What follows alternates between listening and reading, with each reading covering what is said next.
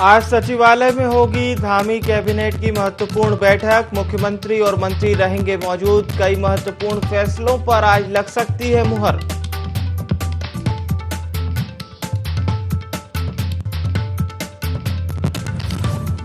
कांग्रेस का 4 दिवसीय चिंतन शिविर जल्द होगा उदयपुर में शुरू। उत्तराखंड के बड़े नेता रहेंगे मौजूद। संगठन मजबूती पर होगी चर्चा।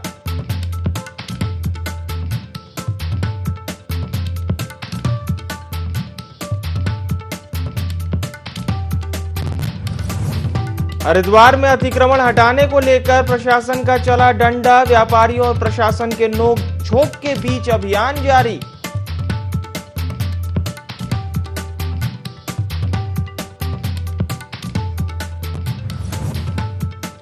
सल्ट विकासखंड मुख्यालय के ऊपर झूलती हाईटेंशन लाइन बनी लोगों के जी का जंजाल। हाईटेंशन लाइनें दे रही हैं बड़े हादसे को न्योता।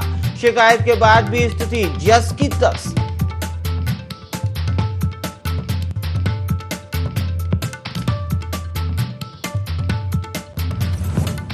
और बरसात से पहले अलर्ट नजर आए पौड़ी जिलाधिकारी। अधिकारियों को दिए बरसात से पहले काम निपटाने के दिशा निर्देश।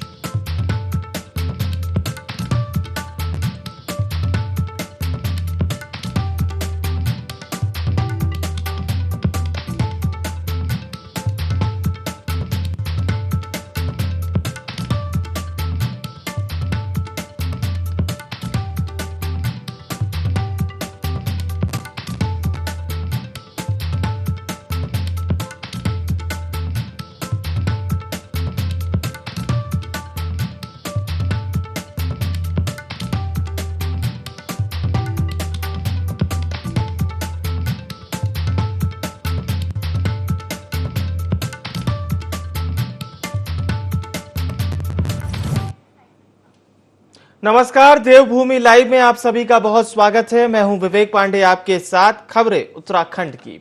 आज सचिवालय में कैबिनेट की एक महत्वपूर्ण बैठक होगी। मुख्यमंत्री और मंत्री इस बैठक में मौजूद रहेंगे। बताया जा रहा है कि कई महत्वपूर्ण फैसलों पर न केवल मुहर लगेगी, और हमने कल भी देखा था कि कल सचिवालय में महत्वपूर्ण बैठक हुई थी सुशासन को लेकर। मुख्यमंत्री पुष्कर सिंह धामी ने अध्यक्षता की थी उस बैठक की, और आज धामी कैबिनेट की महत्वपूर्ण बैठक होगी और कयास लगाए जा रहे हैं कि कई बड़े फैसले इस बैठक में लिए जा सकते हैं। समय बताया जा रहा है कि सुबह 12 बजे सचिवालय में यह बैठक शुरू हो जाएगी। तो कैबिनेट की एक बड़ी बैठक है। सीएम धामी कैबिनेट की बैठक लेंगे।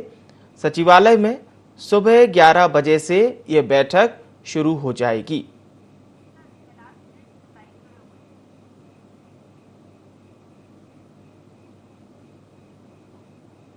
तो एक महत्वपूर्ण बैठक है जो कि आज आयोजित की जानी है।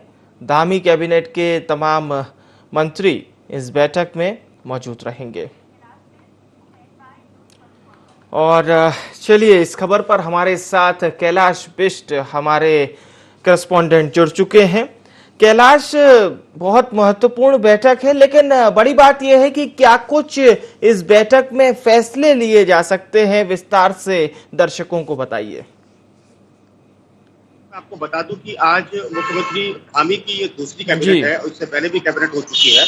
और इस कैबिनेट को इसलिए महत्वपूर्ण माना जा रहा है क्योंकि कई ऐसे मुद्दे हैं जो इस कैबिनेट में आज जो आएंगे, और जाहिर सी बात है कि उन फैसलों पर मुहर भी लग सकती है। अगर बात करें, यहाँ पर सबसे बड़ा जो मुद्दा था महंगाई को लेकर, और जो कर्मचारियों को जो महंगाई भत्ता था, पूर्ववर्ती सरकार में भी ये मुद्दा था जिसके चलते कर्मचारी कहीं ना कहीं नाराज नजर आ रहे थे। लेकिन मुख्यमंत्री धामी की कुशलता ही इसको कहेंगे कि कर्मचारियों को उन्होंने गुड फेथ पे लिया है, और आज महंगाई जो भत्ता है कर्मचारियों का, उस पर एक मोहर लग सकती है कैबिनेट में। उसके अलावा मुफ्त सिलेंडर योजना की बात करें, मुफ्त रसोई गैस योजना की बात करें, उसको लेकर यहाँ पर सरकार फैसला कर सकती है। किसानों के उत्थान की अगर हम बात करें, किसानों के उत्थान को लेकर जो योजनाएं चल रही हैं उसको लेकर कैबिनेट में बात हो सकती है। उसके अलावा चार धाम यात्रा जो लगातार चल रही है, लगातार इस वक्त बम्पर ये यात्रा हो रही है, और कोविड काल के बाद से जब से यात्रा शुरू हुई है, हजारों की तादाद के श्रद्धालु यहाँ पर आ रहे हैं। उसको लेकर भी सरकार बहुत ज्यादा संजीदा है, उसको लेकर भी कुछ महत्वपूर्ण बिंदुओं पर चर्चा हो सकती है। तो तमाम ऐसे मुद्दे हैं जिनको लेकर आज सरकार गंभीर दिखेगी और महत्वपूर्ण फैसले कैबिनेट में लिए जाए। जी, एक सवाल मैं और आपसे पूछना चाहूँगा, क्योंकि बीते दिनों लगातार ये खबर सामने आ रही थी जंगल के जलने की, तो और वन प्रहरी जो लगातार हमारे सामने खबर आती है कि वो कई हड़ताल पर भी बैठे हैं, कई का कहना है कि 31 मार्च के बाद से हमें वेतन नहीं मिला। क्या उनको लेकर भी कोई बड़ा फैसला इस कैबिनेट में हो सकता है? देखिए, बिल्कुल मैं आपको बता दूं कि कुछ रोज पूर्व हमारी वन मंत्री से जब हमने मुलाकात की थी, उनसे पर्सनल तौर पर मैंने बातचीत भी की थी और उन्होंने साफ तौर पर कहा था कि जिस तरीके से अगर हड़ताल की बात यहाँ पर वन प्रहरी या वन विभाग का कोई कर्मचारी भी करे तो तमाम हर शख्स की यहाँ पर जो छुट्टियां थी उनको कैंसिल कर दिया गया, हड़ताल ना हो इसके लिए जो उनकी मुख्य जो मांगे हैं उन पर दिशा निर्देश देगी यहाँ अधिकारियों को कि उनकी मांगों को सुना जाए, उनकी मांगों को समझा जाए और जायज अगर वो विवेक को मांगे होती हैं तो उनकी मांगों पर फौरी तौर पर अमल किया जाएगा। क्योंकि निसंदेह इसमें कोई दो राय नहीं कि अगर बीते दिनों की बात करें तो बीते दिनों जंगलों में भीषण आग लगी थी, करोड़ों का नुकसान संपत्ति को, राज्य संपत्ति को हुआ था और वन मंत्री जो है सुबोध उनियाल वो बहुत ज्यादा गंभीर थे। उनका साफ तौर पर कहना था कि जो आग है आग तो लगती है लेकिन आग को बुझाने के जो भरसक प्रयास सरकार को करने चाहिए थे वो सरकार ने किए भी है। और इसी में मैं एक बात और यहाँ पर आपको बताना चाहता हूँ कि मुख्यमंत्री और खुद मुख्यमंत्री इसके मॉनिटरिंग लगातार कर रहे हैं और जो वन मंत्री हैं उन्होंने साफ तौर पर निर्देश यहाँ पर तमाम अधिकारियों को दिए हैं कि चाहे रात के 2 बज जाए आपको खुद मौके पर रहना होगा।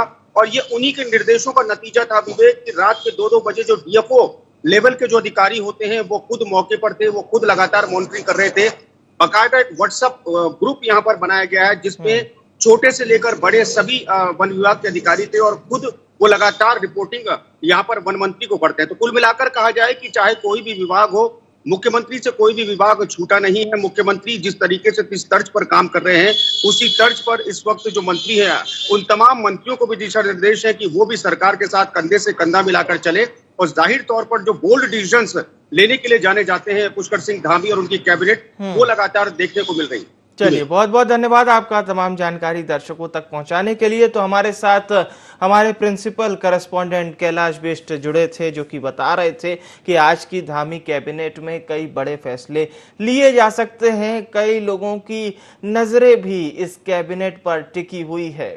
और चलिए खबरों में अब आगे बढ़ते हैं। कैबिनेट मंत्री प्रेमचंद अग्रवाल ने भू संपदा नियामक प्राधिकरण कार्यों की एक समीक्षा बैठक की। बैठक में रेरा गतिविधियों की विस्तार से चर्चा करते हुए उन्होंने कहा कि उपभोक्ता के हितों की रक्षा की जाए और सरकार के राजस्व में वृद्धि भी की जाए। उन्होंने पंजीकरण की प्रक्रिया को सुगम बनाए जाने के निर्देश दिए। इस संबंध में उन्होंने टोल फ्री नंबर जारी करने के भी निर्देश दिए। उन्होंने कहा कि निर्धारित 30 दिनों के भीतर पंजीकरण की प्रक्रिया पूर्ण करके इसका डिजिटल डिस्प्ले भी किया जाए। रेरा से संबंधित एजेंट के पंजीकरण की व्यवस्था है लेकिन इसके लिए कोई समय अवधि निश्चित नहीं है। इस संबंध में निर्देश किया गया कि एजेंट के पंजीकरण के लिए भी एक निश्चित समय अवधि निर्धारित की जाए। जो रेरा में पंजीकरण कराने की व्यवस्था है 30 दिन की है। तो आज ये जानकारी ली कितने रजिस्ट्रेशन अभी तक हमारे पेंडिंग हैं, किन कारणों से पेंडिंग है, क्या उनके लिए आपने आपत्ति लगाई और जो प्रावधान 30 दिन का है तो उसमें कितने केस हमने फाइनल किए। और निश्चित रूप से इसी प्रकार से जो हमारा रियल एस्टेट एजेंट्स हैं उनका रजिस्ट्रेशन भी इसमें प्रावधान है लेकिन उनका टाइम लिमिट नहीं है। तो आज मैंने कहा है कि क्या पहले होता रहा मुझे नहीं पता लेकिन एजेंट्स के लिए भी एक नियम बनाए ताकि उनका भी टाइम लिमिट करें कि 30 दिन के अंदर उनका भी रजिस्ट्रेशन होगा। केदारनाथ यात्रा पर आने वाले यात्रियों की संख्या में लगातार बढ़ोतरी हो रही है। मात्र 6 दिन में ही 1,13,000 यात्रियों ने बाबा केदार के दर्शन किए। यात्रियों को बाबा केदार के दर्शन करने में कोई परेशानी ना हो इसके लिए रात के समय मंदिर खुलने का समय भी बढ़ा दिया गया है। अब सायंकालीन आरती के बाद भी रात 10 बजे तक भक्त बाबा के दर्शन कर सकते हैं। इसके साथ ही साथ भक्तों की संख्या को कंट्रोल करने के लिए भक्तों को सोनप्रयाग, गौरीकुंड, गुप्तकाशी, फाटा, रुद्रप्रयाग आदि स्थानों पर रोका जा रहा है। रुद्रप्रयाग जिलाधिकारी मयूर दीक्षित ने कहा कि अधिक से अधिक भक्तों को बाबा केदार के दर्शन कराने के लिए सुविधा के अनुसार यात्रियों को केदारनाथ भेजा जा रहा है और जगह जगह बैरियर लगाकर यात्रियों को सुरक्षित स्थानों पर रोका जा रहा है। उन्होंने कहा कि 6वें दिन ही केदारनाथ यात्रा ने 1 लाख का आंकड़ा पार कर दिया है। ये स्थानीय लोगों के लिए सुखद है। ऊपर जितनी व्यवस्था है, जितनी हम लोग ऊपर ढंग से दर्शन करा सकते हैं, उतने लोगों को हम ऊपर जाने की अनुमति देना है। तो कोशिश ये कर रहे हैं कि हम रुद्रप्रयाग से लेके गौरीकुंड तक 6 या 7 अलग अलग बैरियर लगा के लोगों को रोकें और ऊपर जितनी व्यवस्था है, ऊपर जितना नंबर है, उसी हिसाब से यहाँ पे लोगों को आगे भेजें। और चलिए अब बात करते हैं अल्मोड़ा की। यहाँ पर विकासखंड मुख्यालय सल्ट के छतों पर 440 वोल्ट के झूलते बिजली के तार और हाई टेंशन लाइन कर्मचारियों के लिए खतरा बने हुए हैं। विकासखंड मुख्यालय सल्ट की प्रभा पांडे ने बताया है कि छतों में बिजली हाई टेंशन लाइन के तार झूल रहे हैं। कई बंदर अब तक इसकी चपेट में आ गए हैं। बरसात के दिनों में विकासखंड मुख्यालय की दीवारों तक करंट आ जाता है, जिसकी शिकायत भी विभाग से की जा चुकी है, लेकिन स्थिति जस की तस बनी हुई है।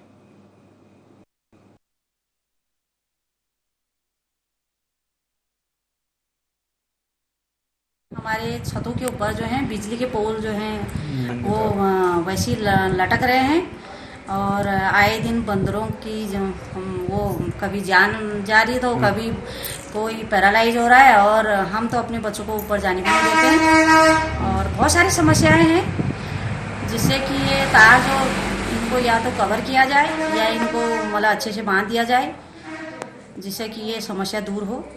भारतीय विद्युत नियमावली के अंतर्गत विभिन्न वोल्टेज की जो विद्युत लाइनें हैं उसके नीचे भवन निर्माण इत्यादि का कार्य निषिद्ध है, मतलब कि मना है। भवन निर्माण के कार्य हेतु विद्युत सुरक्षा निदेशालय या बिजली विभाग से अनापत्ति प्रमाण पत्र लेना होता है। इस लाइन ट्रांसफार्मर खंभे हटाने की जो शिफ्टिंग में जो भी एस्टीमेट बनता है उसका व्यय भी आवेदक को स्वयं जमा करना होता है। ये इसके अंतर्गत नियम है। बाजपुर कोतवाली पुलिस ने एक पिता की तहरीर पर उसके बेटे के साथ अनैतिक करने के आरोप में एक बाबा को गिरफ्तार किया।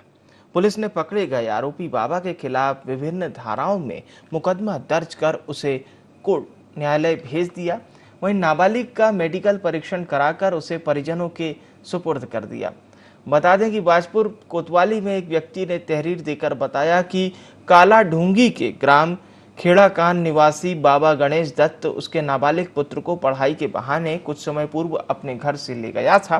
पीड़ित पिता ने बताया कि जब वह अपने पुत्र से मिलने के लिए पहुंचा तो उसके पुत्र ने उसे सारी घटना की जानकारी दी।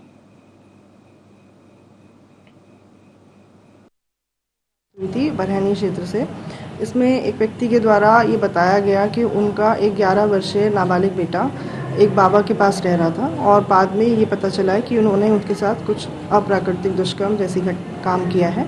तो इसमें हमारी पुलिस ने तुरंत सतर्क होकर कार्य किया और इसमें तहरीर प्राप्त करके मुकदमा दर्ज किया। बच्चे से भी पूछताछ की गई और बच्चे ने सारी बात बताई है। उसके बाद इन बाबा को हमने अरेस्ट कर लिया। कैबिनेट मंत्री गणेश जोशी देहरादून जिले के सगंध पौधा केंद्र सेलाकुई पहुंचे और राज्य में भंगजीरा का नकदी फसल के रूप में शुभारंभ किया। कार्यक्रम में विधायक सहदेव सिंह पुंडीर, सगंध पौधा केंद्र के वैज्ञानिक, कई औद्योगिक इकाइयों के संचालक और किसान मौजूद रहे। मंत्री गणेश जोशी ने कृषि के क्षेत्र में अपार संभावनाएं जाहिर की और कहा कि वैज्ञानिक तरीके अपनाकर किसानों के पलायन को रोका जा सकता है। इस दिशा में प्रदेश सरकार काम कर रही है। केंद्र के डायरेक्टर नृपेंद्र चौहान ने भी कहा कि भंगजीरा को शोध के बाद औषधीय गुण की पहचान मिली। अब भंगजीरा का उपयोग दवाइयों के रूप में हो सकेगा, जिससे हृदय और लीवर रोगियों को लाभ के साथ ही किसानों की आर्थिक स्थिति में भी सुधार होगा।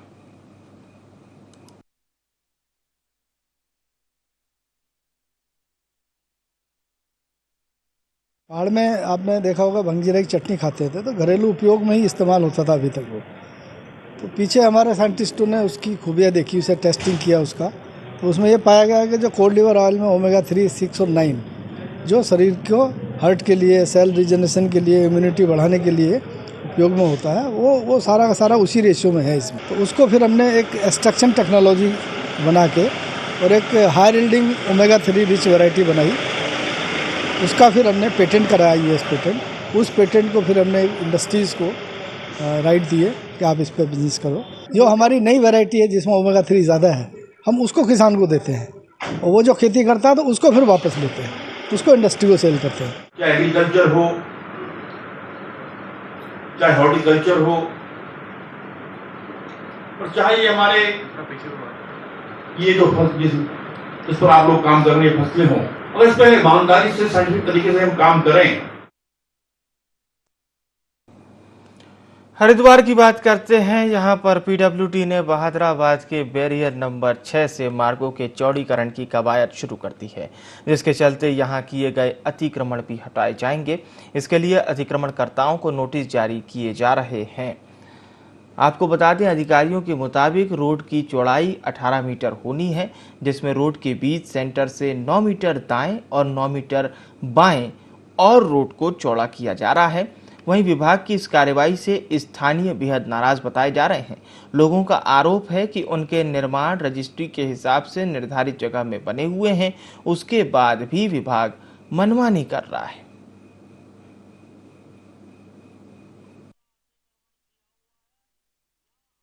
यही है, दरअसल क्या है कि हमारे पास 18 मीटर की रोड है, तो हम सेंटर से 9 मीटर राइट साइड और 9 मीटर लेफ्ट साइड हम उसको नाप रहे हैं। तो जो पक्के अतिक्रमण हैं उनको तो हम नोटिस दे रहे हैं, और बाकियों को हम वैसा नोटिस दे चुके हैं कि अपना वो तुरंत हटवा लें जो उनके रोड की जद में आ रहा है। ये अभी तो आज से शुरू किया है, फिर इनको पक्के उनको नोटिस दे रखे हैं कि कम से कम आप 3-4 दिन का टाइम दिया है कि आप स्वयं तोड़ लें, या तो फिर विभाग द्वारा बुलडोजर से या ये डोजर से तोड़ दिया जाएगा। अभी हमारा बैरियर नंबर 6 से सत्संग भवन और ये जो अभी प्रेजेंट में चल रहा है वहाँ तक है कि विभाग तो देखो अपनी तरफ से पूरी कोशिश करता है। पिछले बार भी जहाँ तक मुझे पता चला कि 1 साल पहले भी इसके लिए निशानदेही हुई थी, कुछ अतिक्रमण हटा भी था, लेकिन फिर लोगों ने अतिक्रमण कर दिया। तो यह है कि अब दोबारा नए सिरे से अतिक्रमण की प्रक्रिया शुरू। उत्तराखंड के मसूरी में जीएसटी, पेनल्टी, लेट फीस और सर्विस चार्ज को लेकर एक बैठक की गई। ये बैठक होटल एसोसिएशन और व्यापार संघ ने की, जिसमें अधिकारियों ने व्यापारियों की शंकाओं का समाधान किया। इस मौके पर राज्य कर के संयुक्त आयुक्त राकेश वर्मा ने कहा कि रेस्टोरेंट में सर्विस चार्ज लेना बाध्य नहीं है, जो ले रहे हैं उन्हें जीएसटी देना होगा, तभी सर्विस चार्ज लगा सकते हैं।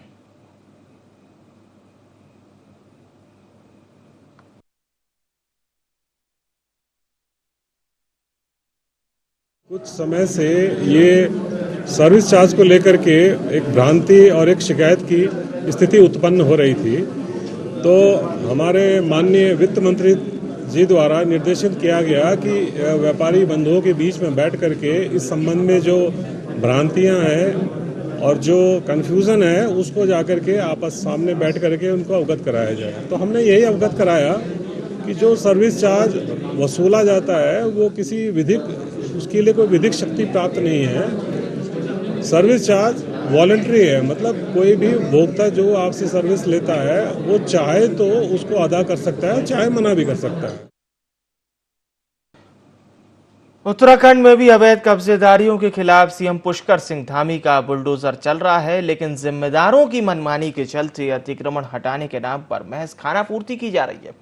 इसकी एक बानगी काशीपुर के ऊधम सिंह नगर में देखने को मिली, जहां पर संयुक्त टीम बाजार बंदी के दिन अतिक्रमण हटाने के लिए पहुंची, तो कई स्थानों पर टीम ने अतिक्रमण को देखकर भी नजरअंदाज कर दिया, जबकि कई स्थानों पर अतिक्रमण हटाने के नाम पर दुकानों के बाहर जाल हटाकर खाना पूर्ति करती।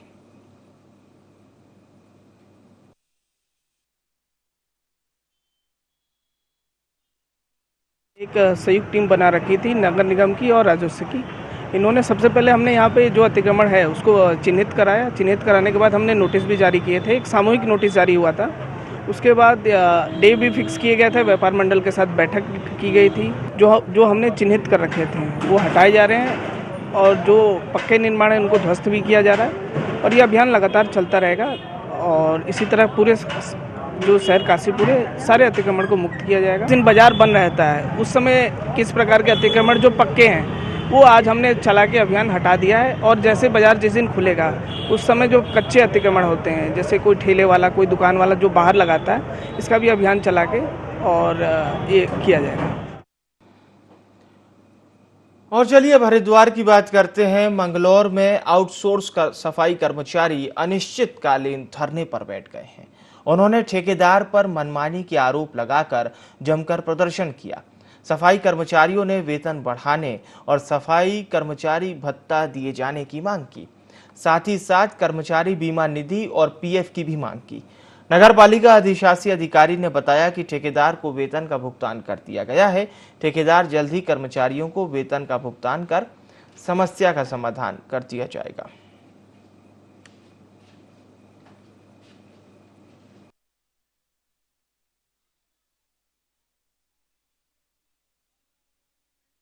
टाइम से हमारा बहुत ज़्यादा उत्पीड़न हो रहा है। ठेकेदार क्या करता है कि जब किसी को मर्जी आए, जब हटा दिया, जब किसी को भी लगा लिया। ये ठेकेदार की अपनी प्रतिक्रिया है। और मैं जैसा भी बताया पहले भी कि लखन जी ने बताया कि पीएफ काफ़ी टाइम से हमारा पेंडिंग पड़ा हुआ है। जब तक हमारा ये मांगे पूरी नहीं होगी, हमारा पीएफ नहीं पूरा जमा होगा। और मुख्यमंत्री पुष्कर सिंह धामी जी ने जो घोषणा करी है ये नहीं पूरी होगा जब तक हमारी हड़ताल ख़त्म नहीं होगी। और हड़ताल ऐसे ही हमारा ठेका जो है डोर टू कलेक्शन का अलग है, और जो हमारा ट्रैक्टर ट्रॉली और सड़क से उठाने वाले कूड़े का उनका अलग है।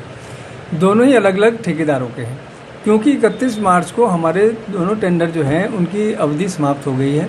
उसकी टेंडर प्रोसेस चल रहा है। हमने एक अस्थायी व्यवस्था बना रखी है जिसके एवज में इनके अप्रैल की तनख्वाह जो है इनको पेड हो गई है। पुराने ठेकेदार की अभी कुछ ड्यूज़ हैं, इन्होंने ईएसआई और ईपीएफ वगैरह नहीं दिया है इनका। उसके लिए इनको लड़ाई लड़ने के लिए अपने ठेकेदार से मांग करनी चाहिए कि आप हमारे पेमेंट कर दो। नगर पालिका के स्तर से कोई भी इस प्रकार की अव्यवस्था नहीं। उत्तराखंड में रेलवे स्टेशन और धार्मिक स्थलों को बम से उड़ाने की धमकी के बाद पुलिस अलर्ट हो गई है। पूरे प्रदेश में सुरक्षा व्यवस्था कड़ी कर दी गई है। हल्द्वानी बस अड्डे और काठ गोदाम रेलवे स्टेशन पर पुलिस और एलआईयू की टीम नजर रखे हुए है। एसपी सिटी हरबंस सिंह के मुताबिक अभी तक जांच में कोई भी संदिग्ध पकड़ में नहीं आया है। बता दें कि रुड़की रेलवे स्टेशन के अधीक्षक एल.के. वर्मा को एक धमकी भरा खत मिला था, जिसमें लक्सर, नजीबाबाद, देहरादून, रुड़की, ऋषिकेश और हरिद्वार रेलवे स्टेशनों समेत कई धार्मिक स्थलों को बम से उड़ाने की धमकी दी गई थी। पत्र भेजने वाले ने खुद को आतंकी संगठन जैश-ए मोहम्मद का एरिया कमांडर सलीम अंसारी बताया था। पत्र में सीएम पुष्कर सिंह धामी को भी बम से उड़ाने की बात लिखी गई है।